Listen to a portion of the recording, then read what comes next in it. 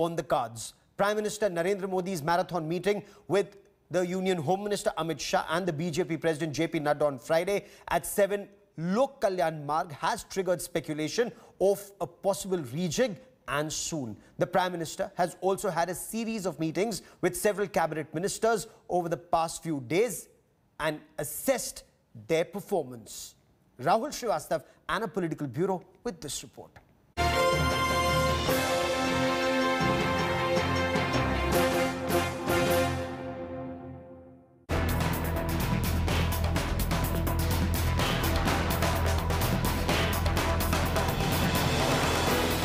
Prime Minister Narendra Modi on a meeting spree.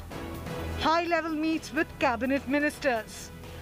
Work of more than 15 ministries have been reviewed. All this in just the last few days, prompting speculation of a possible cabinet reshuffle. Highly placed sources have told India Today that the Union cabinet rejig is likely soon. Prime Minister Modi, in fact, met with Home Minister Amit Shah and BJP Chief JP Nadda on Friday evening. According to sources, PM has reviewed the work of over 15 ministries, including that of Agriculture, Rural Development, Petroleum and Railways. Prime Minister is meeting with cabinet leaders in batches since the last 4 days, with JP Nadda being present for all the meetings. According to reports, ministers presented their report cards along with a future roadmap of their respective ministries. The frequent meetings between Prime Minister Narendra Modi and BJP Party President JP Nadda, as well as his colleagues in the Union Council of Ministers over the last few days, has in fact fueled speculation of a soon-to-happen cabinet rejig. It is possibly aimed at unburdening some of his colleagues of the ministries, the handful of ministries that they have currently on their plate, as well as inducting those who've been waiting in the wings for a while of course keeping an eye on the election-bound states of 2022. With BJP gearing up for the crucial Uttar Pradesh polls next year, the possible rejig may have fair representation from UP to bolster its equation. This even as Home Minister Amit Shah met with party allies from Uttar Pradesh, including Apna Dal's Anupriya Patel, who was a minister in the first Modi government. BJP Chief JP Nadda also held a meeting with the party general secretaries where their COVID relief work and performance in the recent assembly polls were reviewed. Modi government has not made any changes to its cabinet since forming the government for the second time in May of 2019. But will all that change with an eye on 2022 when 7 states go to polls? With Paulami Saha in Delhi, Bureau Report, India Today. After poll strategist Prashant Kishore's meeting with the NCP chief Sharad Pawar on Friday, political feathers have been ruffled. The NCP denied that the key poll strategist is joining the NCP, claiming this was a part of Sharad Pawar's efforts to unite the opposition against the BJP. Our Maharashtra Bureau brings us this report. What's cooking in Maharashtra? The state where politics always plays out like a Bollywood pot boiler. Are there some new twists and turns on the horizon? A series of recent events have lit up the political grapevines, with speculation abuzz over some fresh developments taking place. It began with BJP's Devendra Fadnavis meeting NCP chief Sharad Pawar last week. A meeting that triggered massive speculation about what could be afoot.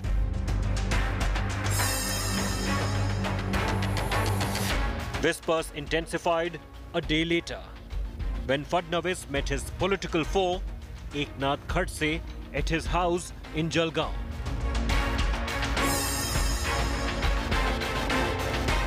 Shortly thereafter, Eknath Khadse called on his party chief, Sharad Pawar. A meeting that could be read into, but was called a courtesy visit.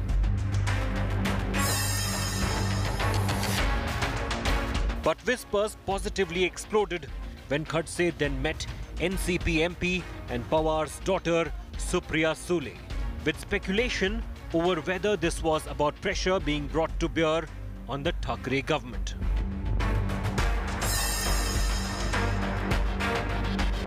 On June 9th, Maharashtra CM Uddhav Thackeray met with Prime Minister Modi. along with his deputy CM Ajit Pawar and Congress leader Ashok Sawan. A meeting regarding reservation for Marathas, but significant given the symbolism. If the symbolism wasn't enough, the meeting was followed on June 11th with Sena leader Sanjay Raut, a known BJP baiter, publicly praising Prime Minister Modi. Narendra Modi हे भारतीय जनता पक्षाचे आणि देशाचे सगळ्यात मोठे नेते आहेत आणि गेल्या 7 वर्षात भारतीय जनता पक्षाला जे यश प्राप्त झालेलं आहे ते नरेंद्र मोदी यांच्या चेहऱ्यामुळेच प्राप्त झाले हे नाकारता येणार नाही ते स्वीकारले पाहिजे. And the latest, a meeting between Maharashtra strongman NCP chief Sharad Pawar and election strategist Prashant Kishore over lunch in Mumbai. A month after the famous Bengal victory, was 2024 on the table? With these meetings setting off speculation, Pawar added fuel to the fire by declaring without really being asked that the Mahavikas Aghadi government would last its full term. आणि त्यामुळे कोणी काही शंका घेतली तर शिवसेनेनं ज्या पद्धतीनं त्या कालखंडामध्ये भक्कमपणाची भूमिका घेतली ती भूमिका सोडण्याच्या बद्दलचं काही या ठिकाणी केलं जाईल असं जे काही अदाकी कुणी मांडत असतील ते वेगळ्या नंदनवनात जातात एवढंच या ठिकाणी मी सांगू इच्छितो. म्हणून हे सरकार टिकेल 5 वर्ष काम करेल. So is any realignment on the cards in Maharashtra? NCP has rejected all rumours about Prashant Kishore joining hands with the party. Interestingly, NCP insisted that Pawar wanted to unite opposition, hinting at major efforts to give a credible poll challenge to BJP.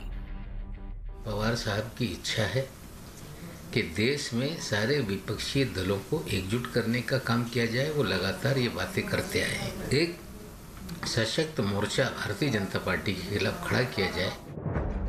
3 months ago in March, both Sharad Pawar and Home Minister Amit Shah were in Ahmedabad, amidst intense speculation of a meeting between the two. Neither confirmed meeting, but political pundits saw it as mounting pressure on Uddhav Thackeray.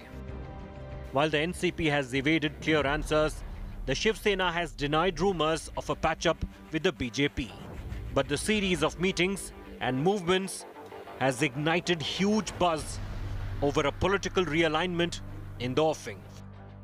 With Kamlesh Sutar in Mumbai, Bureau Report, India Today. After more than 2 decades, the Akali Dal and the BSP have once again joined hands in Punjab and will contest next year's assembly elections together. Both the parties have finalized their seat-sharing pact and made a formal announcement today. आज पंजाब दी सियासत विच एक नवा दिन है. Battleground Punjab is heating up ahead of 2022 contest. On Sunday, a new political alliance takes shape in the state. After more than 2 decades, two erstwhile partners, Shiromani Akali Dal and Mayawati's Bahujan Samaj Party, have joined hands again. The announcement was made at a joint presser in Chandigarh. आज पंजाब दी सियासत विच एक नवा दिन है. श्रोमणी अकाली दल ते Bahujan Samaj party इकट्ठे असीं जिहड़ा आउण वाला विधान सभा हल्का 2022 ते उहदे बाद भी जिन्ने भी इलेक्शन होणगे असीं इकट्ठे लड़ांगे.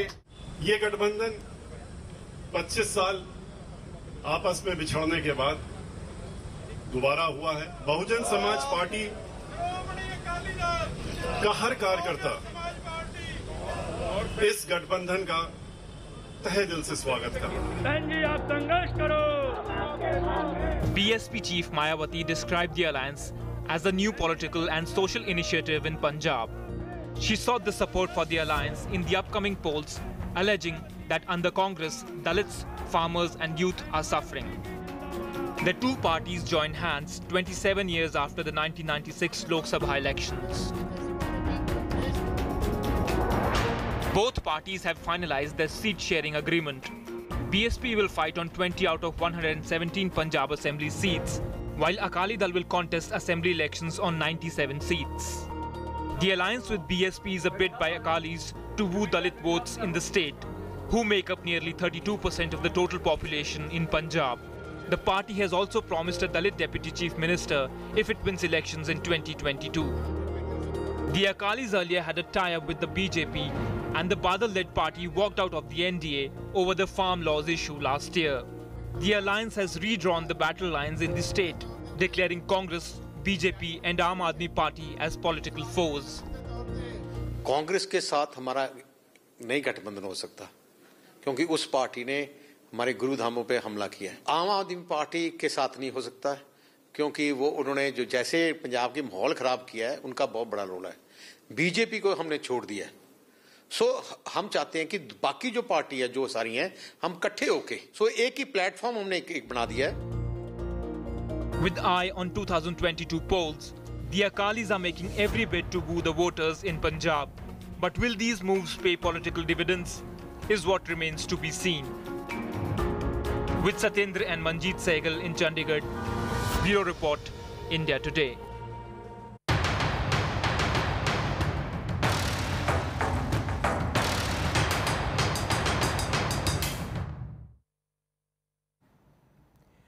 Heat appears to be mounting on Punjab National Bank fraud accused and fugitive diamond heir Mehul Choksi. India Today has now accessed details of India's affidavit filed in a court in Dominica. Now, in this affidavit, the Indian probe agencies have said Mehul Choksi is the mastermind of a scam. The Enforcement Directorate has said they have evidence which relates to layering of funds and money laundering through dummy firms and market operators. They've also said round-tripping has taken place in a fraudulent manner in countries like the UAE and Hong Kong. The agencies have also cited the Interpol Red Corner notice that was issued against Mehul Choksi on a complaint made by Government of India because he's an absconding accused in the 13,500 crore rupee PNB scam.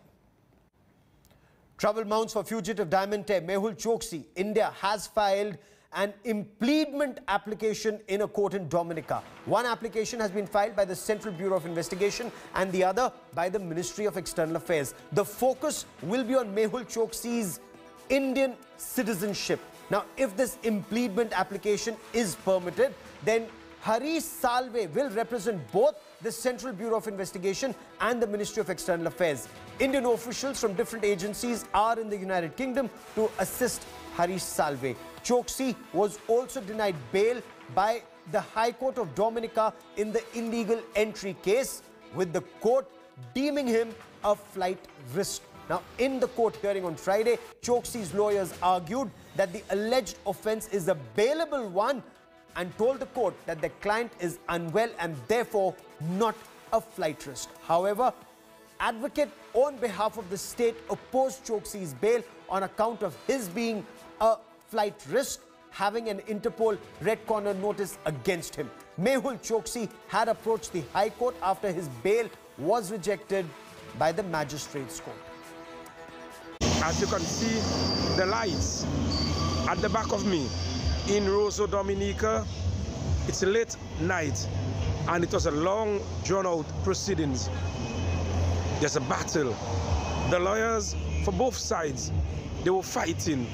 But at the end of the day, after everything, the judge has decided that Mr. Mehul Choksi is a flight risk and she will not grant him bail. And so he will have to return to court, the Magistrates Court, on Monday. In the meantime, he will remain in custody.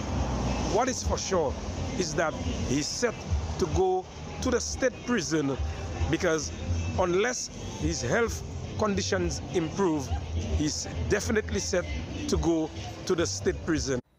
Meanwhile, India Today's Lavina Tandon visited that Birmingham pub owned by Gurmeet Singh's brother, now he is one of the accused in the Choksi's alleged abduction case from Antigua. We bring you details. In the curious tale of Mehul Choksi, this is yet another addition of location. This is the West Bromwich area, High Street of West Bromwich area of Birmingham, and the pub that I'm going to show you now, the Prince of Wales pub, is situated on this high street, which is owned by the brother of Gurmeet Singh, one of the person alleged to have abducted Mehul Choksi. I spoke to the brother, I visited the pub inside. It is very much a pub that caters to the Indian population. His brother spoke to me at length but refused to come on camera, but did confirm that Gurmeet Singh is very much in Birmingham, but is refusing to speak to him or anyone else, in fact refusing to pick up anyone's calls. He is practically underground, but there is a photo board inside of various pictures of accolades, even with one with very renowned actor Dharmendra Paji, and they did not allow me to take the pictures of this photo booth or photo wall, but they allowed me to take some pictures of the pub inside, as long as it did not have the picture of the brother or anyone else. But one thing confirmed, Gurmeet Singh, alleged in the abduction of Mehul Choksi, is very much in Birmingham, but incommunicado. Lavina Tandon for India Today from Birmingham.